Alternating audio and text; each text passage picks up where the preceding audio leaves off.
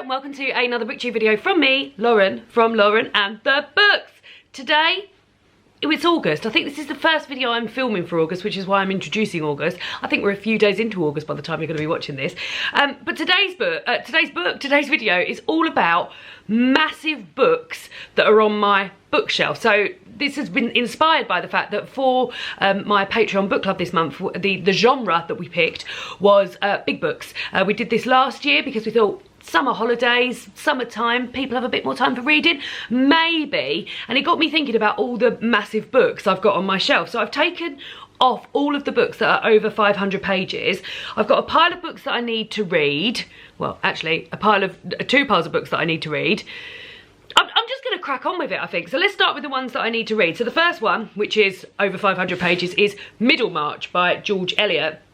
I know nothing, and I mean absolutely nothing, of the plot of Middlemarch, so I can't tell you a thing about it. I know that it says here that it was published in 1871.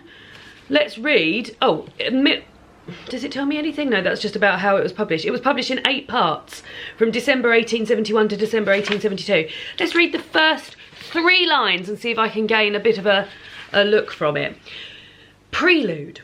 Who that cares much to know the history of man and how the mysterious mixture behaves under the varying experiments of time has not dwelt at least briefly on the life of St. Teresa, has not smiled with some gentleness at the thought of the little girl walking forth one morning hand in hand with her still smaller brother to go and seek martyrdom in the country of the Moors.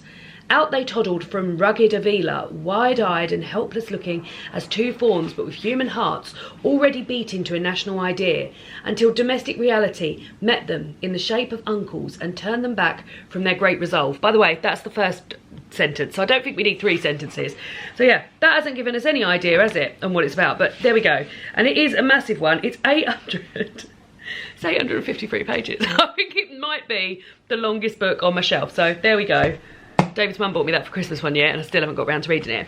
The next one is a series of books, and the thing is that these two, I've got the series in 2 proofs and 2 finished copies, 2 hardback finished copies. They're published by Europa, and it's the Mirror Visitor series. Book 1, Book 2 in proof. Oh, that's so heavy. Book 3 in finished. And book 4 in proof. So, I mean, the colours of them are absolutely lovely. And what they are is they're translated YA fiction. So the whole series focuses around a character called Ophelia who can travel through mirrors. And in the first book, I think she's arranged to have, it's arranged for her to have an arranged marriage. And yeah, this one's called A Winter's Promise. The second one is called The Storm of Echoes. No, The Missing of Clairdelune.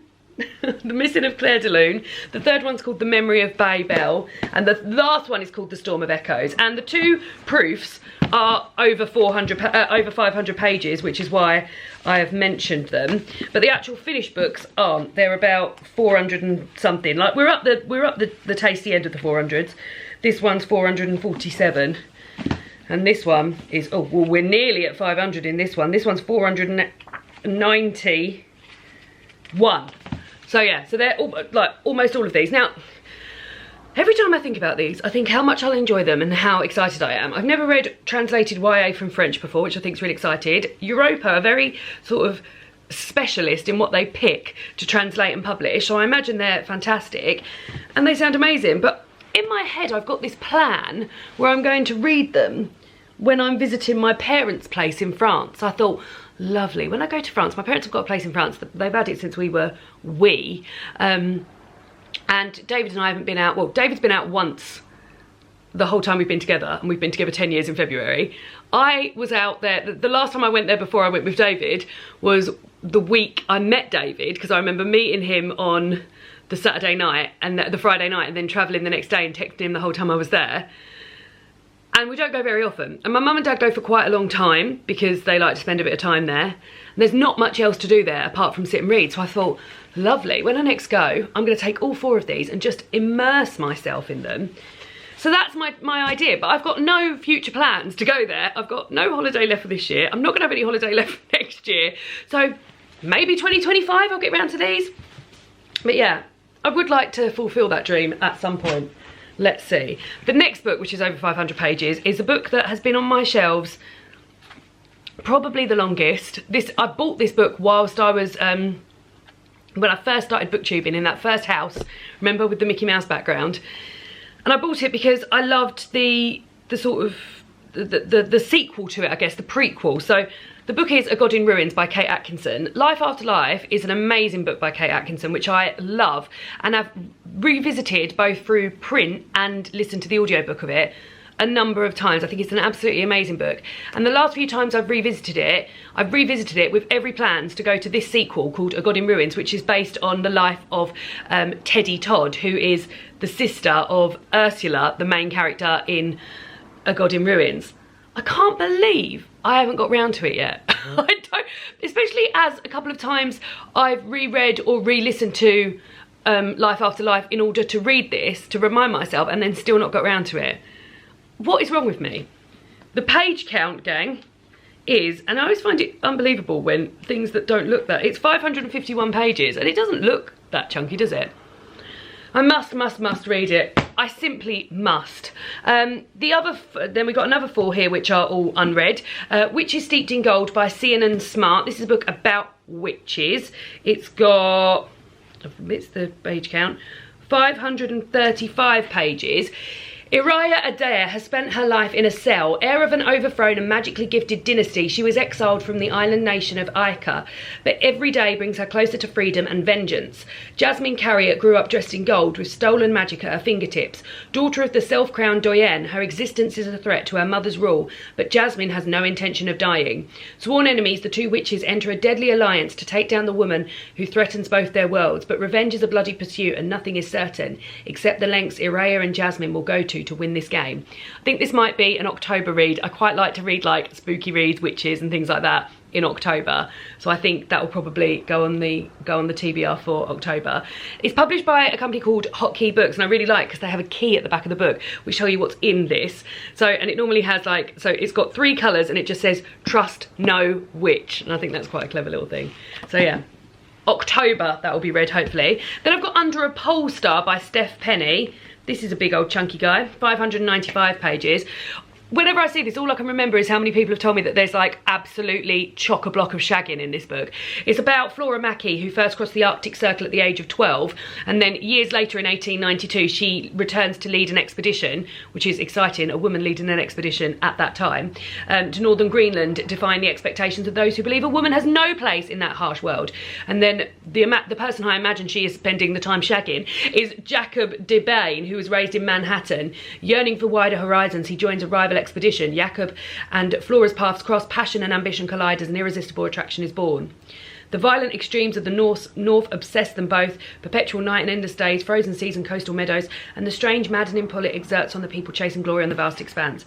Yeah, I mean, also looking at that, it's got sort of like coordinates, and that really reminded me of the Great Circle. Wintry, maybe I'll read that when it's a bit cooler. Then I've got The Devil in the Dark Water by Stuart Turton, author of The 7 Deaths of Evelyn Hardcastle, which is a book I read a few years ago and quite enjoyed. This is 552 pages. Really, as I said, enjoyed The 7 Deaths of Evelyn Hardcastle. It's a really complex book with lots of different, lots of sort of planning. Whenever I think about how he must have written that book, he must have used a lot of post-it notes to sort of get all the storylines and everything coming together. This is set in 1634, and Samuel Pepys, the world's greatest detective, is being transported to Amsterdam to be tried for a crime he may or may not have committed. But no sooner is the Saar Dam out to sea than devilry begins to blight the voyage. Strange symbols appear on the sails, livestock are slaughtered, ominous whispers travel through the crowded decks, and then comes the first murder. With Pepys imprisoned in the depths of the ship, can his loyal bodyguard Arent Hayes solve the mystery before the ship descends into anarchy? Sounds good as well. And if it's half as good as The 7 Deaths of Evelyn Hardcastle, I imagine it'll be very good. Then I've got Daughters of the Night by Laura Shepherd Robinson. This is, also the end papers of this are absolutely unbelievable. Look at it, absolutely gorgeous. This is, how many pages? 571. And it's a sort of, I've read Laura's other book, Blood and Sugar, and this has a character from Blood and Sugar in it. So it's not a sequel, but it's sort of based on it. It's set in London in 1782, and Caroline, or Caro Corsham, is desperate for her politician husband to return home from France, and she's already in a state of anxiety when she finds a well-dressed woman mortally wounded in the bowers of the Vauxhall Pleasure Gardens. The Bow Street constables are swift to act until they discover that the deceased woman was a highly paid prostitute, at which point they cease to care entirely. But Caro has motives of her own for wanting to see justice done, and so sets out to solve the crime herself. Enlisting the help of thief-taker Peregrine Child, their inquiry delves into the hidden corners of Georgian society, a world of artifice, deception and secret lives. But with many gentlemen refusing to speak about their dealings with the dead woman, and Caro's own reputation under threat, finding the killer will be hard and more treacherous than she can know. That sounds really good as well, doesn't it? Now we're moving on to the books that I have read. The first one being another one of those lovely penguin cloth-bound classics, and this is Jane Eyre by Charlotte Bronte. This is a chunky one as well. This is 578 pages. Just out of interest, it doesn't... They're quite dusty. Look, it's not that much. In fact, it's not that much longer at all, shorter than Middlemarch, but Middlemarch is like 800 and something pages. The paper must be very thin in that version of Middlemarch. Jane Eyre. Very much enjoyed it. I reread it recently for June Eyre and had a lovely time with it. So yeah, a classic that we can all enjoy. Then I've got two of my favourites from last year. I must have been reading some chunky books last year. This one I actually listened to the audiobook of, and that's Fingersmith by Sarah Waters. This was my favourite book of last year. This is set in London in 1862. Sarah Waters' books, I'm surprised more of them aren't on the list. I know that Paying Guest, which I also own, I've lent out to David's mum at the moment because we bought David's mum Fingersmith for Christmas and she loved it. My mum also listened to the audiobook of Fingersmith and loved it. So David's mum's borrowed Paying Guest at the moment. But Sarah Waters' books are always quite chunky, and they're also chocker. Absolutely chocker, full of amazing research into the period in which her books are set. Now, she writes historical fiction, some of it more recent than others, and this is set in 1862. And we follow a Fingersmith, Sue Trinder, who is a thief. That's what Fingersmith means. And she was orphaned, and she's growing up under the rough but loving care of Mrs. Suxby and her family. But she gets sort of recruited into this long con that they want her to take part in, and sent away to be part of this long con. And then she forms a relationship with this person that they're trying to con, and then yeah, the twist in this is unbelievable. I did not see it coming at all, and it's a fantastic book, and like I said, they're so thoroughly well researched and amazing. Highly recommend any Sarah Waters. This was my favourite book of last year. But high also on my favourite books of last year was The Other Bennet Sister, which I'm currently halfway through listening to as a reread because I enjoyed it so much. This is by Janice Hadlow. The front cover had this lovely image here. This follows Mary Bennet, the middle child of the Bennet sisters from Pride and Prejudice. So what I really like about this is this runs prior to Pride and Prejudice, a little bit during Pride and Prejudice, and then following the events of Pride and Prejudice. And it reads so much like the Jane Austen book that I had such a lovely time reading it. I remember it well. David and I were on holiday in Dartmoor, staying at the most amazing Airbnb, and every morning and every night I would read and look at the trees and in the lovely Velux window as I was reading, and I just had a joyous time with it. And it really goes into more detail about sort of like the family dramas between the Bennets, and yeah, just I really adored it. And yeah, that was a long one. And oh, how long's that one? Oh, just there with 511. So there, well done. And then I've got, before I move on to the last one, then I've got The Secret History by Donna Tartt, another one of those surprisingly long paperbacks, because it doesn't look it. This is 619 pages. I read this for book club that I set up at work many years ago. This was one of the first books that we read. And I really enjoyed it at the time, and it's on my sort of like to be reread pile of whenever I'm going to get to it. I don't know when. You're following a group of students, sort of eccentric students who are studying classics, I believe, at a New England college. Yeah, classics professor. And one of them, and I think I don't want to give any spoilers, but I think it opens with this. I'm sure it does. I don't want to say in case it doesn't. It's been such a long time since I've read it, but something dramatic happens at the beginning of this book, and then you read up on the background of all of these characters and things like that. That doesn't really give much away at all, but I'm really frightened to say the thing that I'm... if you've read this, you'll know the thing I'm thinking that I want to say, but I don't want to say it in case it's not in the blurb. It certainly doesn't mention it in the blurb there. And then lastly, my books that are over 500 pages, I've got a couple of Philip Pullman books. So the Amber Spyglass, which is from the the His Dark Materials, the final in the His Dark Materials, which, by the way, the TV series of this should be on around Christmas or on the run up to Christmas this year, which I'm very, very excited about. There's a bit in this book which, like, every time I read it or even think about it, I don't even really want to think about it too deeply. That happens at the end of this book. I have to, like, have a moment just shut on my own. I remember first reading this at my parents' house in France. I'm going to sit in the toilets and just having to, like, be a bit by myself because I was crying so much. But then since then, Philip Pullman's been writing a series that runs before, during and after the His Dark Materials series, and that's called The Book of Dust. This is volume 1, the La Belle Sauvage, which came out, well, years ago. This came out in 2007. This follows Lyra as a baby and a sort of journey that she goes on with a lovely chap called Malcolm, who lives in a pub opposite the nunnery I think she's taken to as a baby, and the journey they go on. Very much enjoyed that. Then the second book in the Book of Dust series I had less success with, and that is The Secret Commonwealth. This is the longer of the two. This one's 687 pages. The first one is 546 pages. This follows Lyra 20 years after the Amber Spyglass finishes. 20 years or 10 years? 10 years I think it is. And it follows her relationship with her demon, Pantalaimon, something that they go through in the series, the His Dark Materials series, and the ramifications of that. I was less impressed with this one, guys, and almost a bit about this one. But there's supposed to be a third one, and I thought the third one was due to come out last year.